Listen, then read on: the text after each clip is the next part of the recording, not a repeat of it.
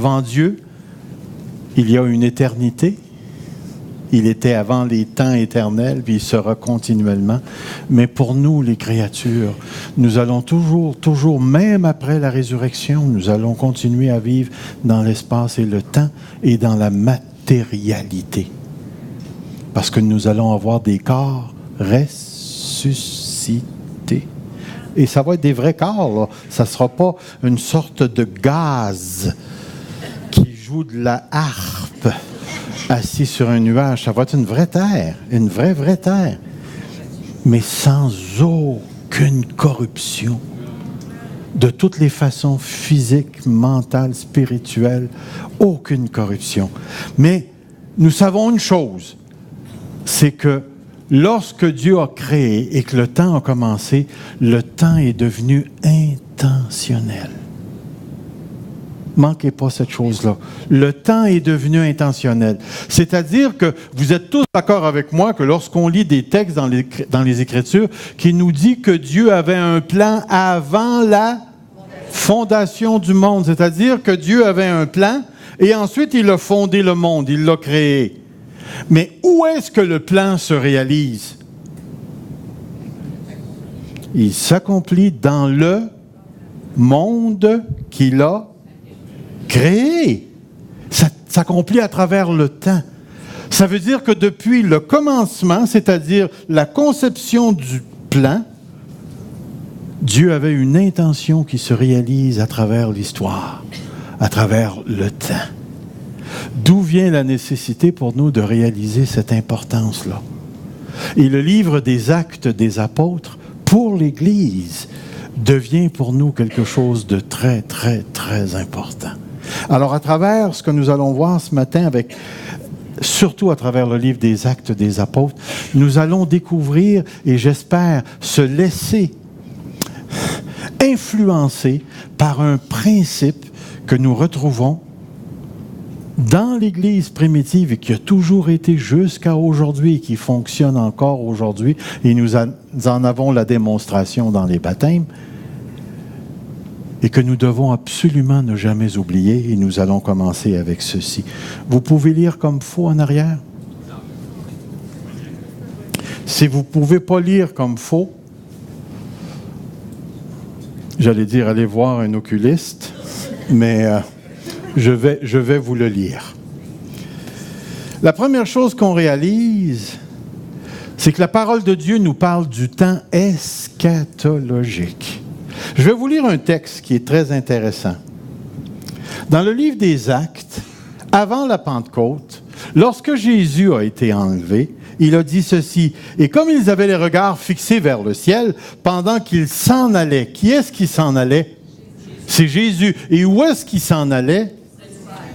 En tout cas, ils l'ont vu monter puis partir.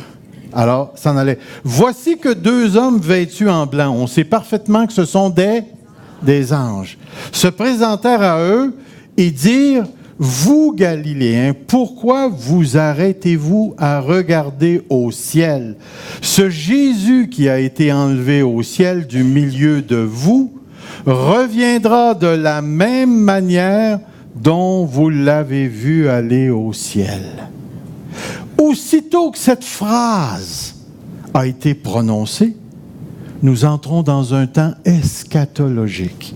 Vous savez ce que le mot eschatologique veut dire? Ça vient du mot eschaton, qui veut dire dernier, dernière chose. L'eschatologie, c'est la doctrine des choses du temps ou des temps de la fin. De la fin.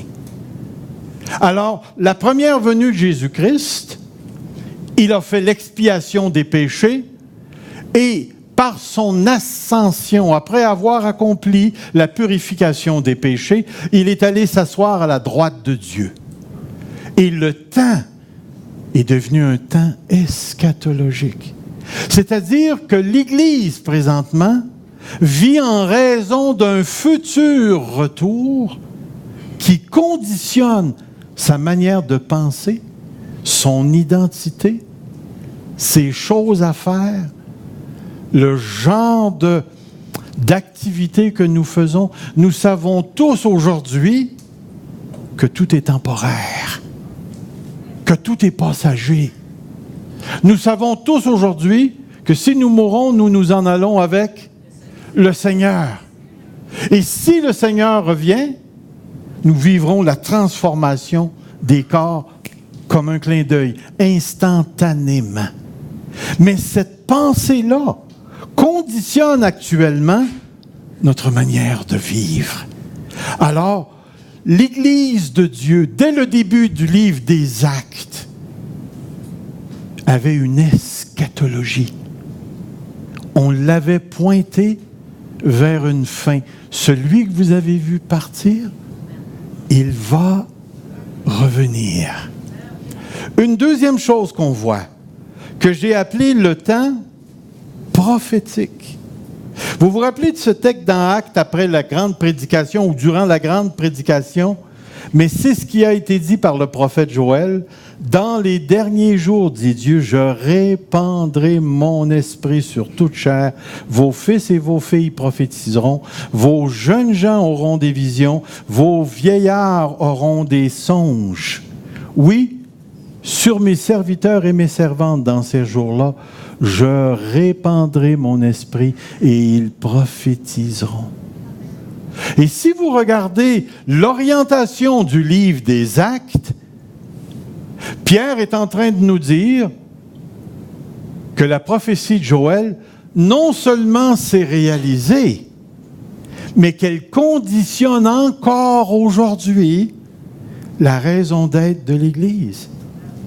Si je ne me trompe pas, il y a encore des vieillards dans notre Église. Est-ce qu'il y a des jeunes gens? OK, non, baisse ta main, toi, tu n'es plus dans cette catégorie-là. Là.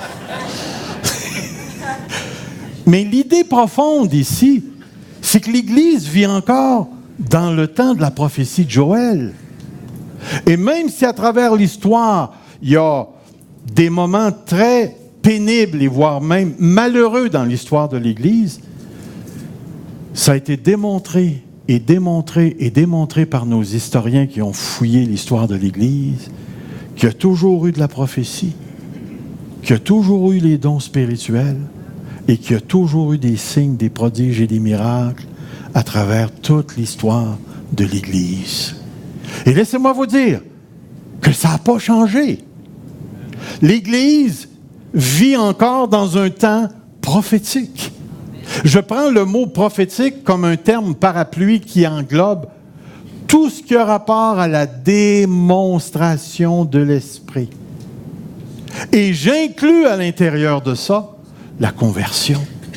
Parce que la conversion, c'est la démonstration du changement qui se passe à l'intérieur du cœur d'une personne, qui est provoqué et engendré par le Saint-Esprit qui est venu habiter en nous. Donc, s'il y a encore des conversions aujourd'hui, c'est que nous sommes encore dans ce temps prophétique. Mais il y a une autre chose aussi. Et manquez-la pas, celle-là, parce que ces trois temps existent ensemble. C'est celui-ci, le temps missiologique. Regardez le texte. Mais vous recevrez une puissance. Malheureusement, la plupart des chercheurs ou chercheuses de miracles s'arrêtent là. La puissance. Mais si vous lisez bien le livre des Actes, la puissance ici, c'est la personne du Saint-Esprit. Vous recevrez une puissance. L'Esprit Saint. L'Esprit Saint. Et qu'est-ce que vous serez après ça? Vous serez mes témoins. Et là, il nomme Jérusalem, Samarie, jusqu'aux confins de la... Qu'est-ce qu'il est en train de dire ici? Il est en train de dire que la puissance est pour la mission. La mission. Et je vais vous le démontrer à travers le texte que ces trois temps fonctionnent ensemble. Ici, je vous les présente de cette manière-là avec la base biblique. Et ici, je vous les présente de cette manière-là pour vous dire que le temps eschatologique, le temps prophétique et le temps missiologique, c'est pas trois types de temps où toi, tu peux... Tiens, moi, je choisis celui-là. Présentement, l'Église attend le retour du Seigneur avec la puissance du Saint-Esprit pour gagner le monde. Et ces trois temps ne sont en sorte qu'un seul et même temps. Nous les avons séparés pour mettre l'emphase sur ce qui est important ici. Alors, d'une manière ou d'une autre, êtes-vous d'accord avec moi pour dire que nous attendons réellement la fin? Jésus-Christ et tout ce qui s'ensuit. Êtes-vous d'accord avec moi pour dire qu'aujourd'hui, encore aujourd'hui, l'Esprit de Dieu se démontre, se manifeste par les signes, les prodiges et les miracles? Êtes-vous d'accord pour dire que tout ça est accompagneur de la mission que Jésus-Christ nous a donnée, de gagner le monde? L'Église de Dieu, remarquez bien ce que je vais dire, elle est la continuité de la mission de Jésus-Christ. Si vous faites des parallèles entre les deux, qu'est-ce qui est arrivé au baptême de Jésus? L'Esprit a descendu. Qu'est-ce qui est arrivé à la Pentecôte? L'Esprit a descendu. Quand Jésus est allé dans le désert, il est revenu comment? Revêtu du Saint-Esprit. Pourquoi? Parce qu'il devait accomplir et annoncer le royaume de Dieu. Maintenant, l'Église a été revêtue du Saint-Esprit. Pourquoi? Regardez le livre des Actes et on va le voir. On va le voir ici. Et c'est pour ça que l'Église Fusion s'inscrit dans la même direction. Nous avons besoin de réaliser ce que nous sommes en train de dire ici. Regardez. Le principe fondamental, c'est la volonté missiologique de Dieu, se réalise dans le temps eschatologique et prophétique par une combinaison du missiologique jumelant le divin et l'humain. Dieu veut que l'Église participe à l'avancement du royaume de Dieu. Dieu a choisi de recourir aux êtres humains, entre parenthèses les croyants, pour qu'ils participent à son œuvre avec lui comme co-ouvriers pour le développement du royaume de Dieu. Et vous connaissez ce texte qui dit « Nous sommes ouvriers avec Dieu, vous êtes le champ de Dieu, l'édifice de Dieu. » C'est ce que nous sommes en tant qu'Église. C'est ce que nous sommes. Frères et sœurs, je vais vous poser une série de questions. Y a-t-il des gens ici dans cette assemblée qui ont déjà entendu Dieu leur parler? Levez la main. Wow, c'est pas mal impressionnant. Vous avez réellement entendu Dieu vous parler? Est-ce que vous vous rappelez de ce qu'il a dit? Oui. OK. Moi, j'ai entendu la voix audible du Saint-Esprit me parler. Et je ne peux pas nier l'expérience que j'ai vécue. Y a-t-il des gens de cette assemblée qui ont eu un rêve, une vision surnaturelle ou encore une vision en plein jour? Levez la main. Mon ami, vous êtes bien plus prophétique que je pensais. Une grosse partie de ce qui m'a influencé, c'est la vision que Dieu me donnait en 99. Regardez cette question. Y a-t-il des personnes ici dans cette assemblée qui ont déjà reçu une prophétie qui correspondait réellement à ce qu'il ou elle vivait? Levez la main. Et mon ami, y a-t-il des personnes ici dans cette assemblée qui ont déjà été conduits par l'Esprit pour présenter l'Évangile de Jésus-Christ? Levez la main. Frères et sœurs, la dernière question. Si vous avez la dernière question, vous passez le test.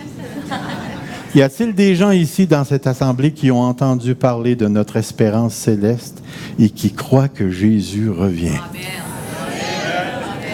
Mais frères et sœurs, laissez-moi vous dire que nous sommes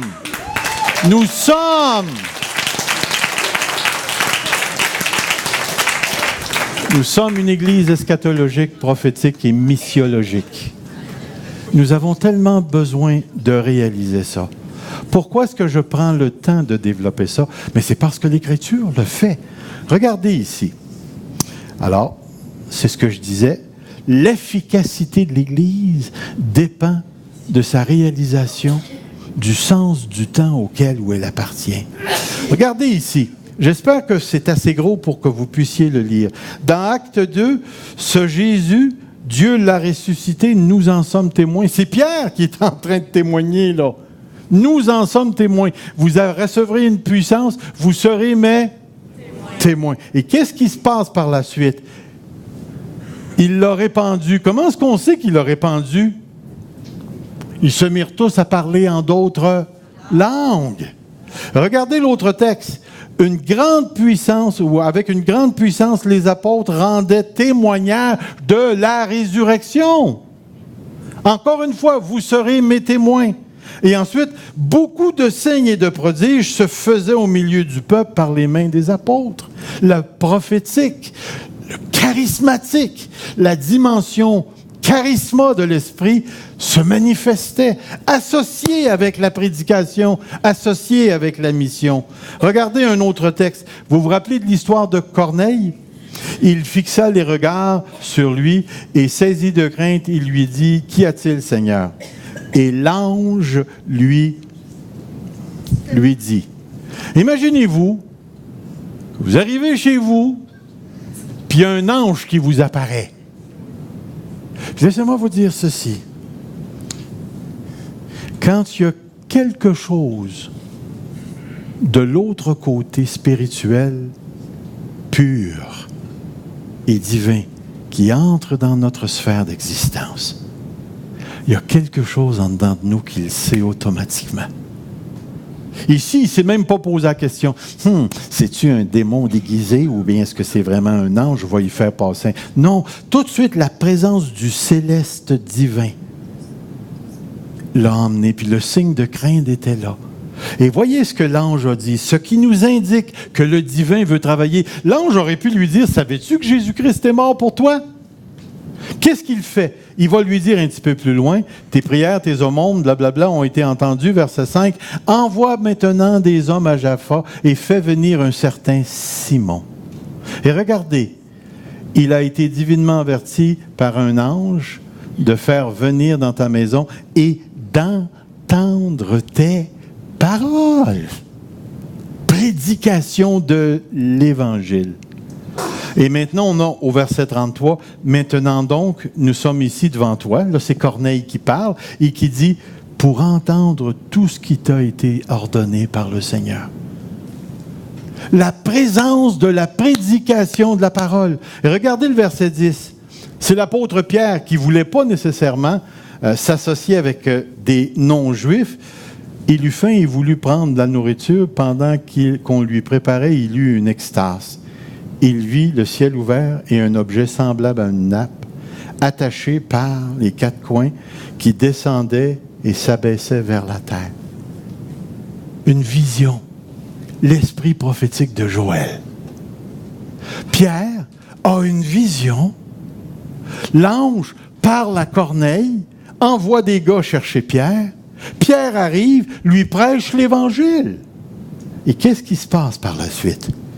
Comme Pierre prononçait, encore la bouche, encore la proclamation, encore ces mots, le Saint-Esprit descendit sur ceux qui écoutaient la parole. Et tous les croyants circoncis, les Juifs, qui étaient venus avec Pierre, furent étonnés de ce que le don du Saint-Esprit soit aussi répandu sur les païens, les non-Juifs, car ils les entendaient parler charismatiquement. Ils les entendaient parler en langue. La présence du prophétique. On voit ça. C'est présent ici. On aurait pu prendre le cas de Philippe. Il marquait « Philippe descendit ou descendu dans une ville de la Samarie, il prêcha le Christ. » Prêcha le Christ. Il a annoncé la bonne nouvelle. Et regardez au verset 7. car des esprits impurs sortaient de beaucoup de démoniaques et criaient à forte voix, et beaucoup de paralytiques et de boiteux furent guéris. Le prophétique accompagnait la prédication de la parole. On retourne encore ici. Nous aurions pu parler de Paul et des disciples de Jean-Baptiste. Encore une petite gang. Paul dit, Jean a baptisé du baptême de repentance. Il disait au peuple, voyez-vous, il est encore en train de parler, de rendre témoignage, de croire en celui qui venait après lui, c'est-à-dire à Jésus. Paul est encore en train de prêcher, vous serez mes témoins. Et qu'est-ce qui s'est passé? Après avoir imposé les mains, manifestation prophétique. C'est là. On ne peut pas l'arracher des pages. L'Église, elle est dans un temps eschatologique, prophétique et missiologique. Une autre chose, les 3 textes qu'on vient de voir, ou les 3 histoires, ne sont pas homogènes. En voulant dire, il y a des différences entre les textes. Mais une chose qui est certaine, c'est que dans les 3 textes, on retrouve la prédication de la parole de Dieu et on retrouve la manifestation prophétique de l'Esprit. Et si je posais la question, mais pourquoi ces 2 choses-là? Mais c'est à cause du temps eschatologique, Jésus revient. C'est le temps maintenant de prêcher l'Évangile. Mes frères et sœurs, on pourrait s'arrêter là, puis dire, voici, c'est ce qui doit arriver. Mais regardez comment Luc est sage. Il y a un autre type de conversion qu'on retrouve. La conversion de Lydie, de l'Éthiopien, du geôlier et sa famille, de Denis l'Aréopagite, une femme nommée Damaris, et d'autres, lorsque Paul a prêché à Athènes. Dans ces textes-là, il n'y a pas de langue, il n'y a pas de manifestation de l'esprit, il y a la présence de la prédication. Mais regardez dans le texte de Lydie, lorsqu'on parle de Lydie, le Seigneur lui ouvrit le cœur. C'est-à-dire que vous avez la présentation de l'Évangile et vous avez l'Esprit de Dieu qui travaille. Encore une fois, on retrouve le même principe. Le divin et l'humain dans la réalisation de la mission apostolique. Vous recevrez une puissance et vous serez mes témoins. Et frères, malheureusement, il y a des églises qui vont se centrer juste sur ces témoignages-là. Ils vont dire, après tout, la conversion, c'est tu prêches l'Évangile, ils reçoivent le Seigneur, that's it, ça s'arrête là, on les plonge dans l'eau, puis c'est fait. C'est fort possible. Moi, quand je me suis converti, ça s'est passé dans le bois tout seul. Je lisais la Bible, il n'y avait même pas, mais la Bible me prêchait. Puis je suis tombé sur ce texte, ceux qui disent « Seigneur, Seigneur » n'entreront pas forcément dans le royaume des cieux. Et moi, j'ai quitté l'armée pour devenir prêtre. Je voulais vraiment. Puis là, quand j'ai dit ça, c'est pas de tête, je ne pourrais pas entrer dans le royaume de Dieu. Il m'est venu une conviction que je m'en allais en enfer, puis que j'avais aucune raison de chialer. Et j'ai crié à Jésus-Christ. Et je vous le dis, instantanément, j'ai vécu une paix accompagnée d'une conviction profonde que je m'en allais au ciel. Je suis sorti du petit bois complètement différent que quand je suis entré là, le matin. Et j'étais réellement sauvé. Conversion tout à fait particulière. Mais le Saint-Esprit était là. Puis vous remarquerez une autre chose, frères et sœurs. Quand il y a manifestation surnaturelle, il y a presque tout le temps des groupes. Vous avez la Pentecôte. Pierre et Jean ont passé devant le Sanhédrin. Ils sont dans l'Église. Seigneur, fais en sorte qu'on puisse prêcher. Le lieu tremble. L'Église se met à sortir. Il y a des signes et des prodiges. Vous allez vers Corneille, vous avez encore un groupe de personnes. Vous allez vers les disciples de Jean, vous avez encore un groupe de personnes. Frères et sœurs, il y a quelque chose que Luc est en train de nous dire ici. Le principe qu'il y ait manifestation charismatique ou pas, la présence du divin et de l'humain demeure la clé du développement du royaume de Dieu. Et nous ne devons jamais nous détourner de ce principe. Dieu veut utiliser l'Église Fusion pour gagner la région. Comme il veut utiliser notre Église sœur sur la rue Saint-Charles ou l'autre Église sœur sur la rue Denison. Dieu veut passer par les humains, par les croyants. Mais comprenons bien ceci. Le croyant peut se disposer ou s'indisposer à la mission. Alors, si tout ce qu'un groupe de croyants recherche, c'est les signes, les prodiges, et vivent une expérience, et ainsi de suite, mais ils n'ont aucune intention missiologique, ces gens-là sont en dehors de la volonté de Dieu. Mais de l'autre côté, ceux qui sont missiologiques, mission, et qui rejettent la présence du Saint-Esprit ou qui éteignent l'œuvre du Saint-Esprit en empêchant la manifestation, leur ministère ne durera pas longtemps. Ou vous avez un autre groupe de personnes qui, eux autres, sont juste eschatologiques. Hey, ils sortent le journal de Montréal, puis ils mettent la Bible au côté, puis ils disent, hey, ça, là, c'était dans la Bible, là, puis là, ils ne vivent que pour le journal de Montréal interprété à travers la Bible. Tout ce qu'ils voient, c'est l'eschatologie, le retour de tata, les Juifs, le retour des Juifs, le pays, tout ce qu'ils voient, c'est ça. Ces gens-là font à peu près même pas d'évangélisation, et même encore plus que ça, ils font peur à l'Église. Ils vivent dans la peur. L'Église que Dieu recherche, c'est l'Église qui sait que son Sauveur revient. C'est l'Église qui sait qu'il a reçu l'Esprit. Et c'est aussi l'Église qui réalise que son temps eschatologique et prophétique se réalise par sa mission. C'est l'Église que Dieu recherche. C'est l'Église que Dieu recherche. Et c'est pourquoi nous arrivons à cette conclusion. Tant que l'Église Fusion sera consciente de sa mission, s'affairera à l'accomplir à l'intérieur du temps eschatologique et prophétique, elle participera au succès du royaume de Dieu. Comme on l'a vu ce matin. Comme on l'a vu ce matin. C'est pourquoi, Église Fusion, continue de parler de ton espérance. N'arrête pas de parler du retour de Jésus-Christ, de la transformation de nos corps, des nouveaux cieux et de la nouvelle terre. Arrête pas de parler de l'enfer.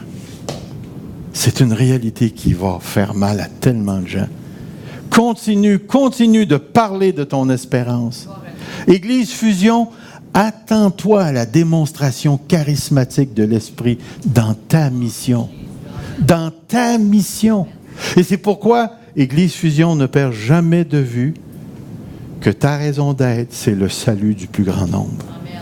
C'est le salut du plus grand nombre.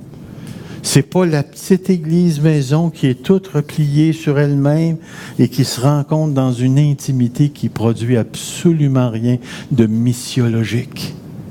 Église Fusion, tu es dans un temps eschatologique. Nous sommes, Église Fusion, dans un temps prophétique. Nous ne devons pas détourner nos yeux de l'Esprit Saint et de sa manifestation, non seulement dans les signes et les prodiges, mais dans son fruit, l'amour, la joie. Parce que ça aussi, ça fait partie de la démonstration du Saint-Esprit. Un texte que j'aime énormément, c'est Colossiens 1,8, qui parle d'Épaphrodite, qui nous a dit de quel amour l'Esprit vous anime. Wow! L'Esprit qui anime une église dans l'amour.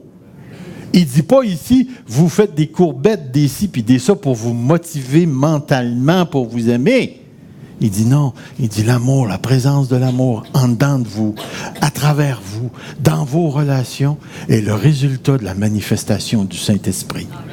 Alors, frères et sœurs, il n'y a pas seulement le côté miraculeux, il y a tout le côté éthique et moral. Il y a toute la dimension relationnelle. Savez-vous pourquoi? Parce que tout ça participe à l'accomplissement de la mission. De la mission. Alors, que notre Église rende toute la gloire à Dieu, au Dieu du salut, au Dieu Père, Fils et Saint-Esprit. Que Dieu nous fasse réaliser, frères et sœurs, ce matin, que nous sommes réellement, présentement, dans ces 3 temps. Et que chacune dimension du temps de l'Église Fusion présentement est très importante. Frères et sœurs, je crois fermement que Dieu nous veut. Je crois fermement que Dieu nous veut en tant qu'Église. Je vais vous raconter une petite expérience que j'ai vécue. Quand j'ai accepté le pastorat dans le temps à l'Église, l'Assemblée de la Parole de Dieu, j'étais encore dans un état d'ébranlement de ce que Dieu avait fait pour moi et contre moi. Pendant le temps où Dieu a... Et à un certain moment donné, à l'intérieur de moi, je me suis mis à réfléchir. Parce qu'à Sherbrooke, on avait passé de 200 à 500 en 2 ans. Et on était pour se bâtir un auditorium de 1000 personnes. Tout était. Puis là, à un moment donné, Dieu prend, barrage de là, puis il dit, va t'asseoir pendant 10 ans. Alors, j'ai vécu une expérience assez difficile. Par la gloire de Dieu, Gilles Pomainville et Ginette ont été utilisés pour me rétablir dans le ministère. Moi, je m'étais dit, plus jamais Granby. Pas parce que j'avais des problèmes avec Granby, mais j'avais été pendant 7 ans avec l'Église baptiste sur, boulevard de la Mairie. Puis on avait tiré les plans, j'étais retourné aux études et ainsi de suite. Puis j'avais une prophétie qui m'avait été donnée 4 ans auparavant que Dieu éventuellement m'emmènerait à Sherbrooke, tralala, et tout ça semblait se réaliser. Puis là, je disais, en dedans de moi, c'était « ton temps est fini à Granby ». Et quand Dieu m'a ramené à Granby, pour moi, là, c'était un pas en arrière. J'ai dit « Seigneur, là-bas, c'était « wow ». Puis là, tu me ramènes ici. Puis ça n'avait rien à voir avec l'Église. C'était moi. Et là, j'ai commencé à chercher pour m'en aller ailleurs après 2 ans. Puis je me rappellerai toujours un soir. On était couchés. Et puis Dieu commence à travailler mon cœur. Puis moi, là, quand ça ne marche pas, je chiale. Et là, je chialais, puis je disais au Seigneur, regarde, tu m'as encore ramené 20 ans en arrière, je suis encore pogné, puis ainsi de suite. Fait que là, j'ai commencé à chercher, puis savez-vous, j'ai eu un appel d'une autre église. Belle grosse bâtisse, toute. Puis un soir, mon ami, j'ai littéralement entendu cette phrase. Je te garde à Granby. Moi, je me suis levé le matin et j'ai dit, dans ma tête, pas vrai, Dieu n'a pas parlé. Puis je me suis dit, probablement on avait trop mangé de pizza la veille, puis là, Puis je vous le dis, hein, j'ai vraiment, mais vraiment essayé d'étouffer cette voix-là. Et quand, à un moment donné, j'ai eu l'interview pour l'autre église, j'ai commencé à lire la Constitution. Et puis, je suis resté à Granby. S'il y a une erreur qu'une Église peut faire, c'est de que le CA soumettre le pasteur au CA, au conseil d'administration. C'est inacceptable. Toutes les Églises qui ont fait cette erreur-là ont arrêté de grandir. Ce n'est pas le CA qui conduit l'Église. C'est l'équipe pastorale. C'est eux qui doivent conduire. C'est à eux que Dieu a donné l'Église. C'est comment ça. Et le CA est en dessous de ça et doit marcher avec. Et non pas contre. Mais la primauté sera toujours au leader. Toujours. Et quand j'ai vu dans leur constitution, c'était marqué « Le pasteur rendra compte au CA », j'ai fermé la constitution. Puis je me suis revenu à Granby. Je ne savais pas dans ma pensée que ce que Dieu voulait, c'était nous. Dieu avait préparé l'assemblée de la parole de Dieu. Dieu avait préparé l'église de Waterloo. Et Dieu avait préparé l'église tout à tous. Mais moi, je ne savais pas ce qu'il voulait faire. Dieu voulait que l'église Fusion naisse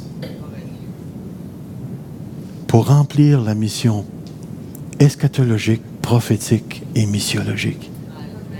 Et Dieu a gardé ces 3 églises en vie. Et Dieu a fusionné tout ça ensemble. Et il nous a donné à la fois la théologie appropriée, parce que nous sommes ouverts à l'exercice, à l'expérience, à la manifestation du Saint-Esprit. Dieu nous a aussi donné une conscience de son retour. Nous, ici, en tout cas, je peux vous dire que dans l'équipe pastorale, on croit réellement que Jésus revient. Mais il y a une autre chose que l'équipe pastorale a, que j'ai rarement vue. On a une faim pour les perdus. On a réellement une faim pour les perdus. Pourquoi vous pensez qu'on change de local, qu'on veut agrandir, qu'on veut pousser, puis qu'on n'est jamais content qu'on soit juste le petit groupe que nous sommes? Pourquoi pensez-vous? Qu'est-ce qui nous anime? C'est l'Esprit de Dieu. C'est l'Esprit de Dieu. Alors, frères, les baptêmes et tout ça ici sont la démonstration. Puis j'espère que nous ne l'oublierons pas en tant qu'Église. C'est la démonstration que Dieu nous veut en tant qu'Église.